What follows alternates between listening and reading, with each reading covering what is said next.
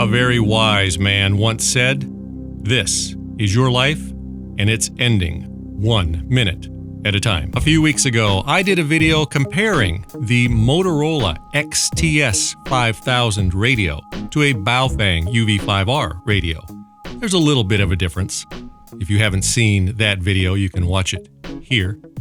And a lot of people ask to see more of the Motorola XTS-5000 radio. So in this video, I'm going to show you how my XTS-5000 is set up and how I use it. This should be a quick video. I'm not going to say anything mean about all the sad hams that apparently have no concept of humor or what the word sarcasm means. I won't be making fun of all the idiots that leave comments trying to make themselves look smarter, and I won't be saying anything about all the morons that take all that time to leave comments telling me how terrible my videos are and how much they hate watching them. This will be a short video. I won't have time to be making fun of any of those morons, and besides, that would not be nice. So this is my Motorola XTS-5000 Model 3 radio. This is an old radio. It's 6 or 7 years old. When this was brand new, it did cost over $5,000. These days, you can find broken down ones on eBay for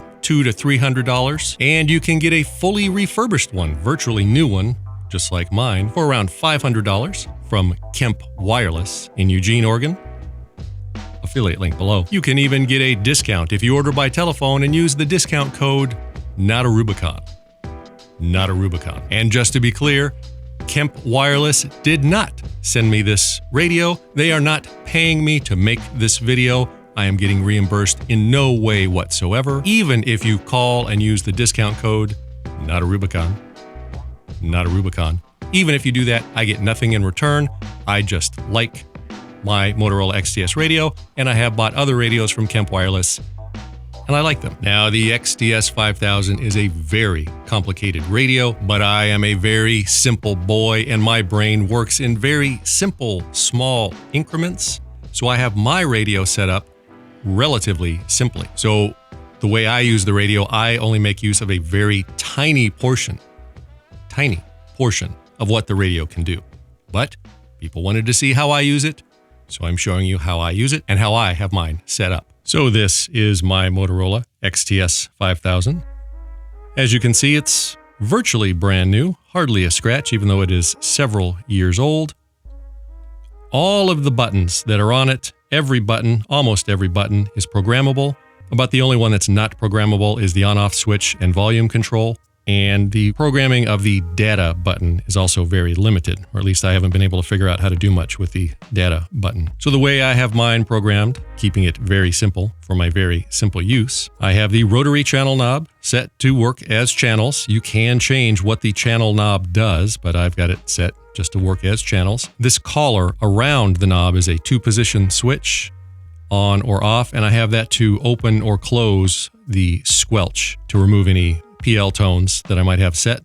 I have the ABC switch set for zones, Zone A, Zone B, and Zone 3, and that's really all that I use is 3 zones. Again, I have it set up very simply, and I have the orange emergency button set to turn the screen light on. I have the purple button set to remove all squelch. This one I said is set to remove the tones. This one removes all the squelch, so I can hear actual static. I've got the middle button to enable and disable scanning, and I have the 2-dot button set as a nuisance delete for scanning, so that if there's something in the scan list that I don't want to hear, I just hit that and it removes it quickly from the scan list. Now you see, maybe you can hear that, I also have channel announcements set up, so when I change the channel, it tells me Trinity. Echo encrypted. Echo open. You have to generate those channel name recordings yourself and upload them into the radio, but it's fairly easy to use once you learn how to use the very complicated software. So you can see on my screen, I've got the clock enabled. I have the channel name. I have my name showing all the time because I like reading my own name. I've got the buttons here programmed. This button allows me to do FPP, front panel programming. Middle button here I've got set as a power level button, so I can switch to low power or high power. And I have this button programmed as the battery level indicator. so I can see what the battery status is. This is a smart battery, and I have the smart battery charger. It's called an Impress charger and battery. So it knows how many charges are left and what the status of the battery is. When I press the arrow key, I have this button programmed as the view button, which I rarely use. Middle button on this screen is programmed so I can program to add channels to the scan list. And this button is set up for the clock to set the time and the date. Home button is the home button, but I have it programmed so that if I press and hold it, it will always take me to my favorite channel. As I mentioned, I have 3 zones. So that is zone A, which I have as my repeaters. So all of my repeaters are in zone A. So I've got several repeaters programmed. Now this is a P25 radio, and I actually operate this under a business license, and we make use of a P25 repeater that we call the Echo repeater. So that's a digital, not DMR, but P25 repeater, so that everything I transmit is digital, so that anybody listening with a regular analog type radio wouldn't be able to hear me. They would hear me, but it would all be digital, static, and noise. And this radio also does encryption. So I have another channel set up on the same repeater, but it enables encryption. Now, most people use this, the caller here, which is usually associated with encryption being on or off. I don't like it that way, so I don't do it that way.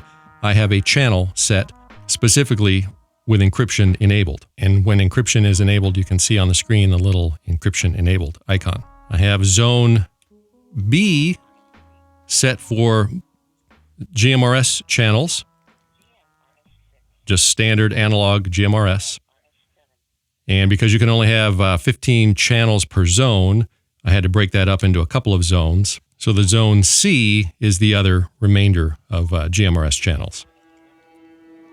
Now, when I transmit on standard GMRS channels, which is my zone B and C, I have a personality set up so that I don't transmit an MDC.